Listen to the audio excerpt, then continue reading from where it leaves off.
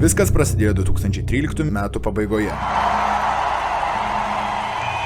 Рациональную проду не поясню. Абсолютно. Full-fledged invasion of Ukraine. We support Ukraine and the people of Ukraine. В Российской Федерации частичной мобилизации.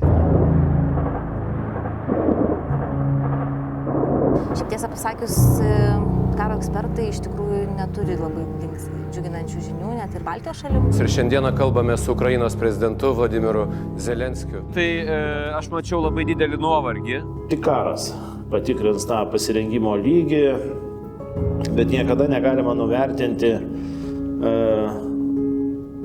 žmonių atsparumą. Всім доброго ранку, українці.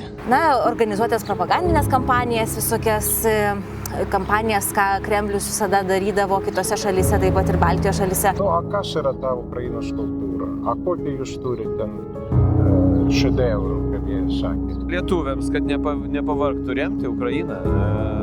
Jeigu jie nepavargsta kariauti, tai kokią mes turime teisę pavargti juos remti. Слава Україні!